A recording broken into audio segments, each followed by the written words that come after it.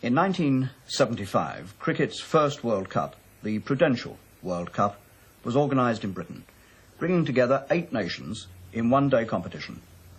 Now, the sponsors poured well over £100,000 into it, and the great climax came at Lord's in June in the final between Australia and the West Indies. Well, what a prospect, with the arch destroyers Lilly and Thompson on the one side, and master batsmen like Clive Lloyd and Rowan Canai on the other. A real feast of cricket. So let's sit back now as the first over unfolds, with Lilly of Australia bowling to Fredericks of the West Indies, and your commentators Richie Benno and Jim Laker. It's a fine shot. First runs of the day by Fredericks. Cut away. There's Gilmore, the fielder, at third man on the fence. And a fine throw coming in. So West Indies scoring the first run off Lilly.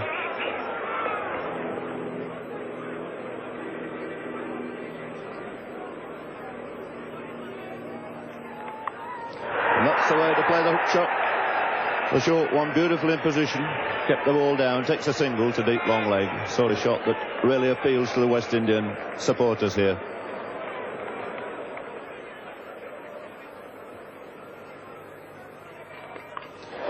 And there's a great hook shot. It's out of the ground.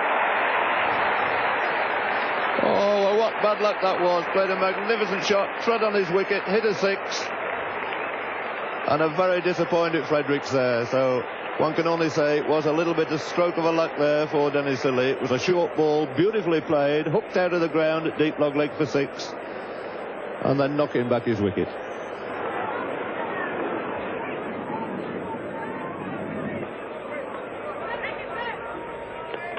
Swung away, beautiful shot there by Fan.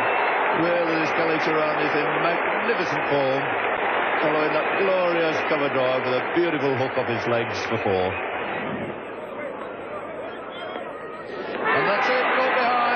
A flick, not the greatest of shots by little Elvin Callicharan, but Gilmore, who'd kept him quiet all through that over, bowling a very accurate and good length, finally making the little man have a flick outside the off stump.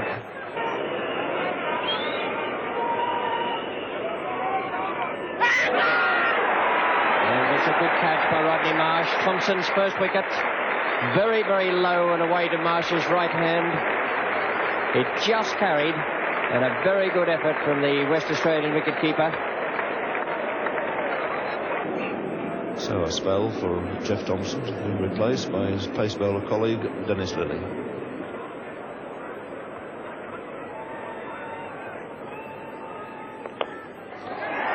Effortlessly thrown off his legs this time by Lloyd. Just going to beat Walker onto the ropes. Slightly downhill here at Lord's, and with this quick outfield, the ball gathering pace the whole way down to that tavern boundary.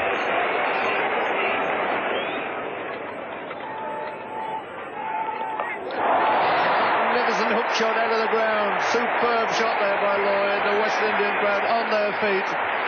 No doubt at all about that shot. Beautifully played, in position so quickly. So Australia discovering here that there's another man they mustn't bowl short to. Really a brilliant hook shot for 6 there by Clive Lloyd, taking him into double figures.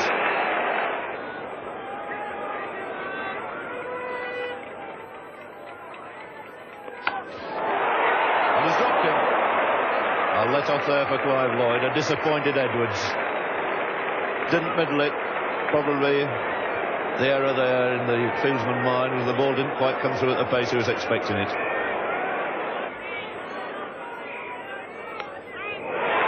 A fine shot for 4 runs, just straying in direction down the leg side, and Lloyd made no mistake. So the 100 comes up now for the West Indies. It's also the 50 partnership between Lloyd and Canai in only 49 minutes, and Canai's made only 6 of them, so the whole thing dominated this morning by Clive Lloyd. Walker's been brought back on now. He's got through 7 overs for 22 and bowled very well in the first session. Just about to bowl his 8th over now to Clive Lloyd.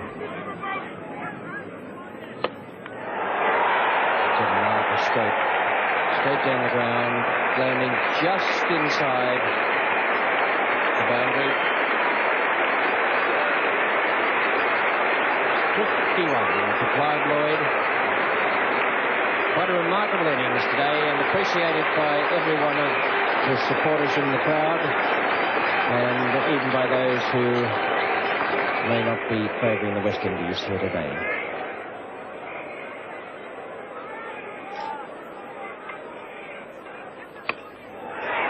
Ross Edwards is coming round under that, and he's put it down. Another very difficult chance for Edwards, and he's unable to pick up that one either. That was perfectly placed by Ian Chappell. He put Edwards out there for that lofted shot away on the offside. Here it is again. Greg Chappell, the bowler. Kenai slashing away outside off stump, and Ross Edwards coming around from point on the fence. Might just have misjudged it a fraction, I think, but got both hands to it.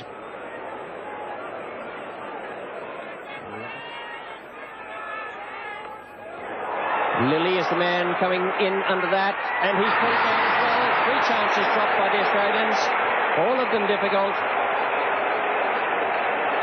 but all catchable.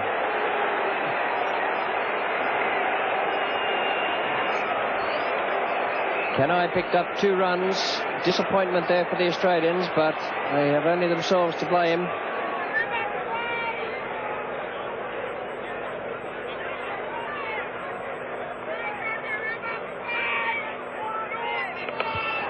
That's hoisted away into the grandstand balcony. A tremendous blow by Clive Lloyd. Wasn't all that short, in fact, something like a good length ball, but picked it up, timed it sweetly. And he moves on to 73. And really hammered that square before. And there's no way you can bowl to a man like Clive Lloyd when he's in this sort of form. It's Gilmore to Lloyd. And repeated again, flicked away to mid-wicket. 4 more, he's found the gap so beautifully. And the crowd rising again to this West Indian captain, who's moved his score now on to 99. He got it in no uncertain terms. Beautiful flashing cover drive, typical of the man. The bat raised, the crowd on their feet, and what a delightful exhibition this has been by Clive Lloyd.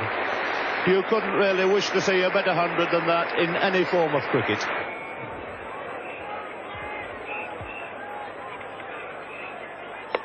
What a glorious shot. What a magnificent shot. Wide half volley, waiting for it, cracked it square, up goes the hat, it's 50 now to Rohan Kanai.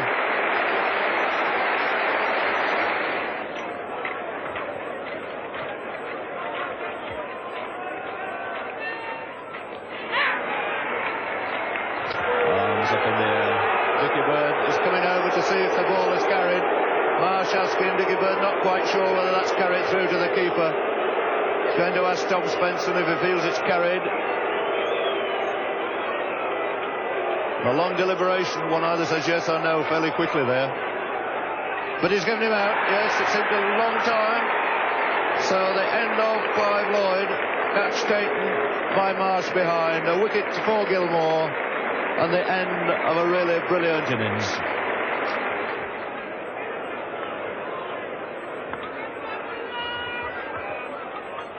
He's bowled in. So Gilmore taking his 3rd wicket. Kanai fairly rapidly following his partner Lloyd. But the end of a most valuable innings there by the veteran West Indian player Rohan Kanai.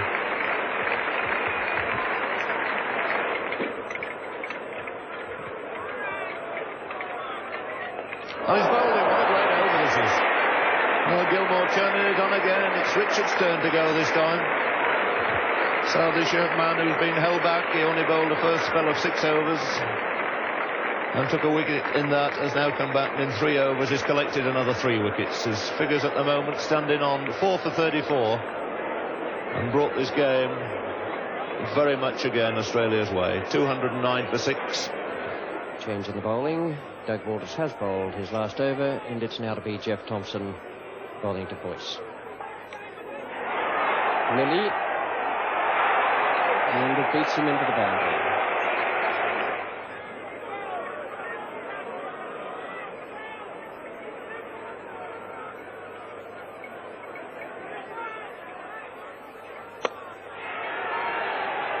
wide of turn. It's a good shot too. Picked that up beautifully off his toes. And what Boyce is facing is Jeff Thompson.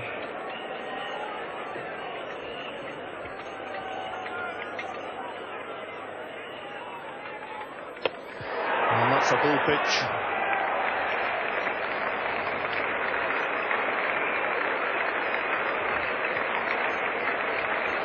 So Keith Boyce fall into that full pitch. Quite happy about it. 34 very valuable runs in brisk time from the Barbadian. Only 43 minutes, the 7th wicket to go down. Score on 261.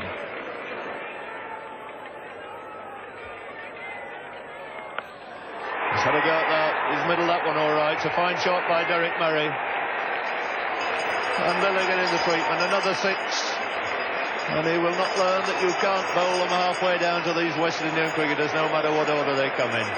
Derek Murray at number 9, a fine hook shot into the crowd for 6. Boosting this West Indies score now to 282 for 7.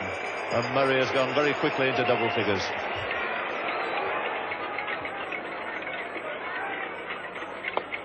That's an easy caught and bowled.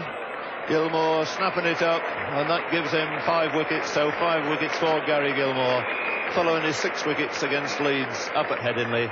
What a great start he's had to this first tour of this country.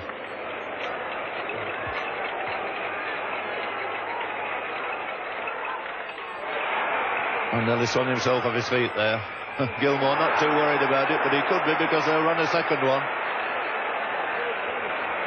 So 2 more, that's it. It's the end of the West Indian innings. Their score standing on 291 for 8. Superb century we've seen from Clive Lloyd.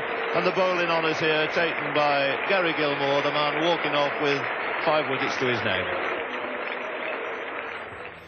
Well, what a massive task the West Indies had set Australia. 292 to win. No team had ever scored that many batting second in England in one-day cricket.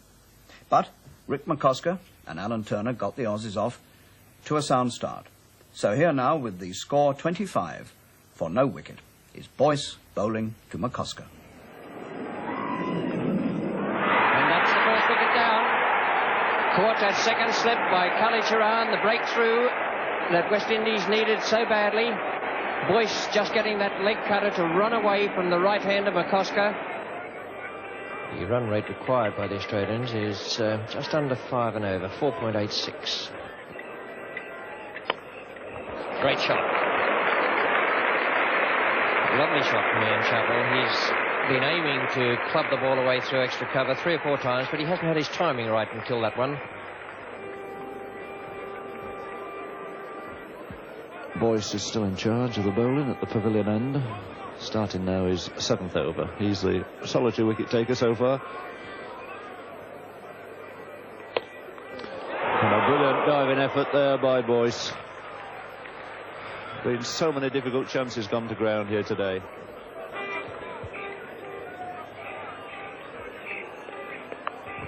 It's a short one, a great hook shot there by Alan Turner. Really latched under that one, waiting for the short one. Put it away decisively behind square for 4. Clive Lloyd, who invariably in these matches seems to come on for a few overs and very often snaps up with a valuable wicket. Field very much on the defensive, no slip for the West Indian captain. So the 2 captains here in direct opposition.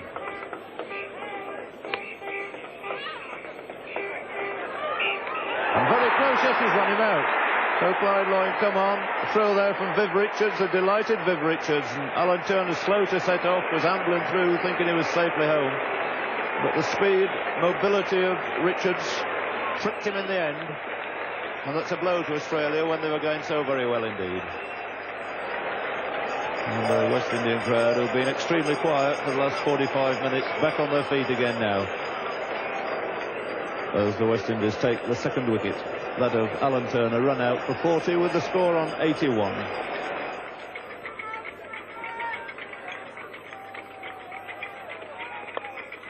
It's away all right this time. Beautiful shot. Elegantly clipped off his legs there by Greg Chappell.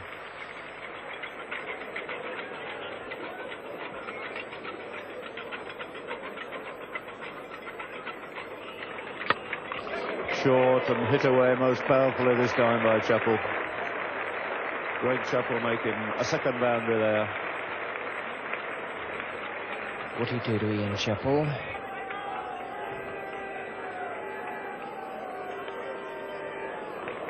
It's 4 runs. Very fine glance there by Ian Chappell.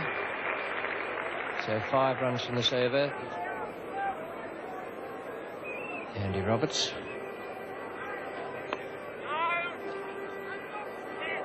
Oh, and this must be a run out here. He must be out. Richards again. Tragedy for Australia. Absolute tragedy with a misfield there. The old rule of never run on a misfield still holds good.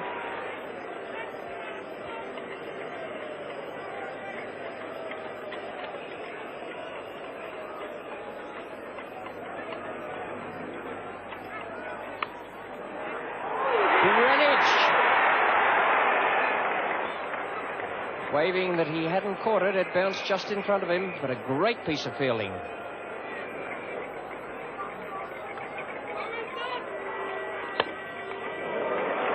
That's a good shot from Ian Chappell. Ben Van Holders the fieldsman, will pick it up inside the boundary.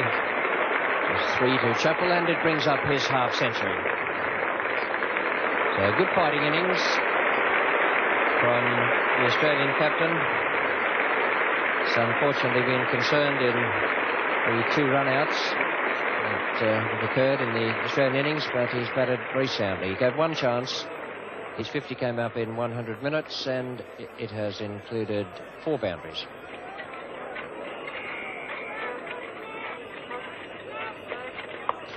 And a terrific shot.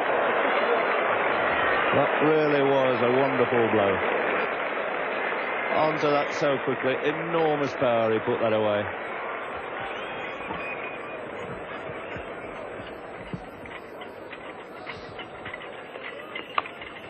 Oh, it's a glorious shot.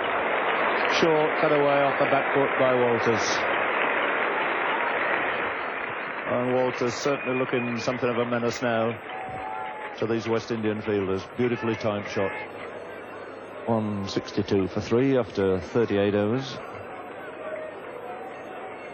Clive Lloyd now pushing a man back on the deep square leg boundary.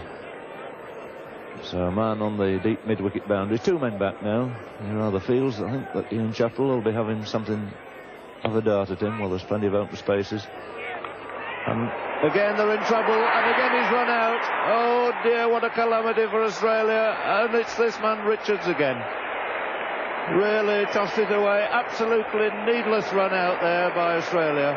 And utter confusion again between the 2 Australian batsmen.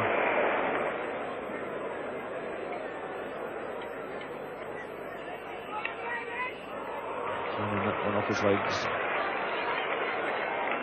So into his stride fairly quickly. Takes 2 runs.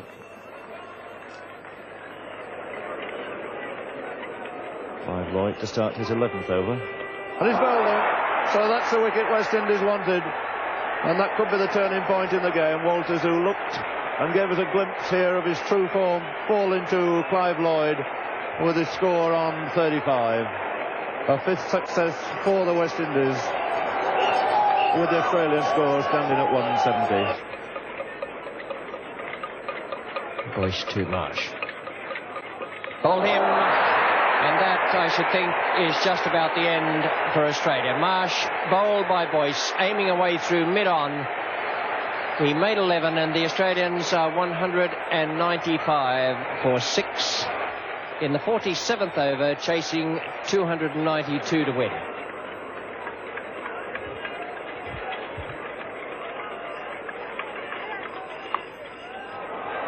That's a good shot from Edwards, who's not a hooker, but he swung that around. He went with the ball,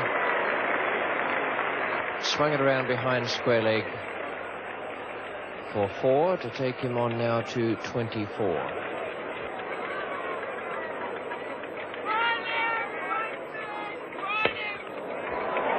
It's a very good shot.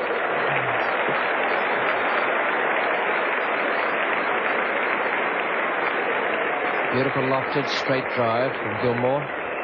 He's the youngest member of this Australian party in England at the moment.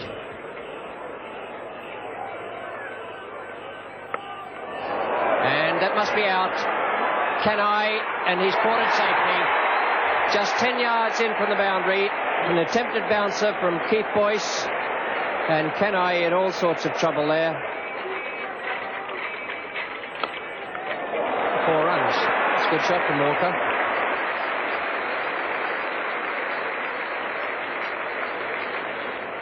Now 6 overs have cost 30 runs.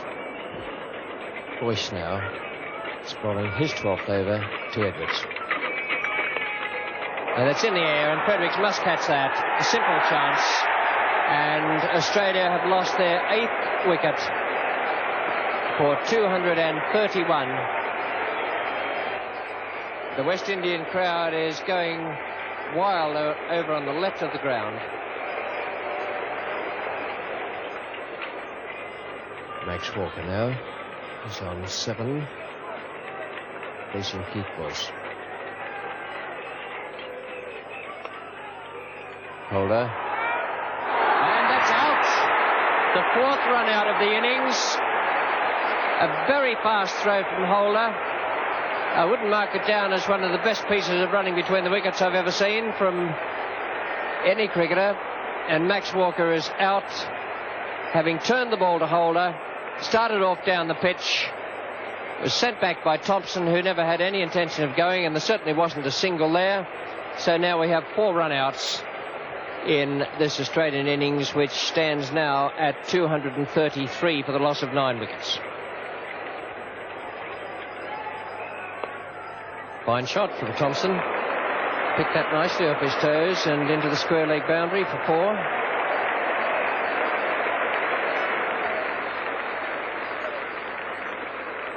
Australia now onto 243 for 9 wickets. And the West Indian contingent ready on the sidelines for the dash over and when West Indies can pick up this last wicket.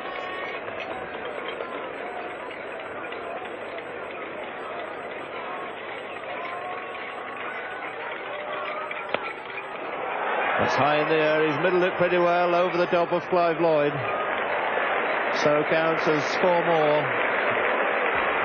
And the Australians not giving up without a great fight here.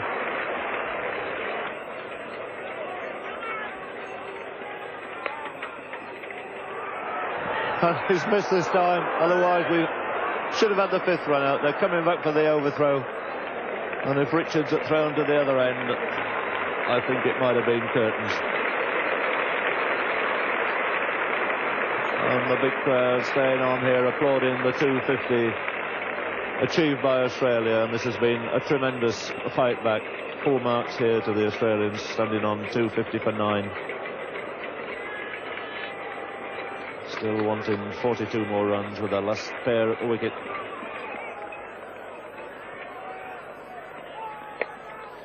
And that's it. That's it. It's him to go back. The overthrow off a no ball again. Overcome the crowd. They think it's over. They didn't see the no ball signal, and these 2 batsmen are still running, and it's absolute chaos out there. Nobody knows what's happened. They can keep on running. Lily says keep going. We can run 10 here, because nobody can find the ball. The crowd are on the field.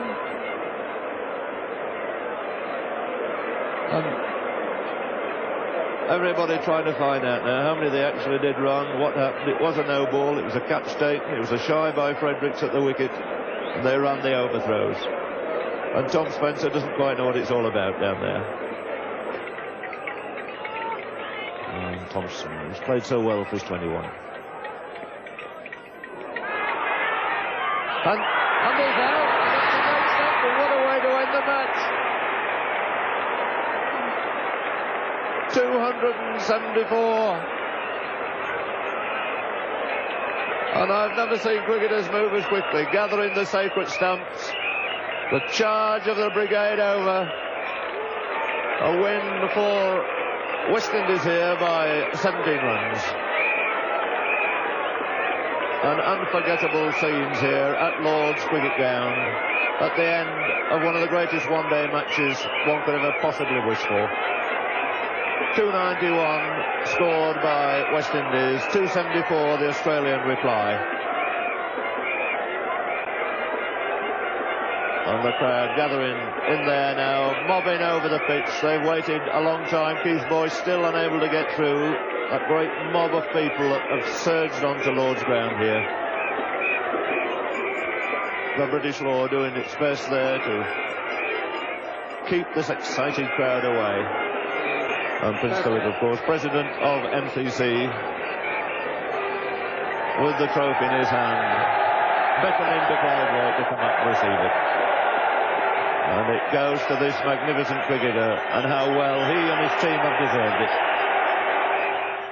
And so ended cricket's first World Cup after 9.5 hours of glorious play. A magnificent occasion, never to be forgotten by anyone who saw it.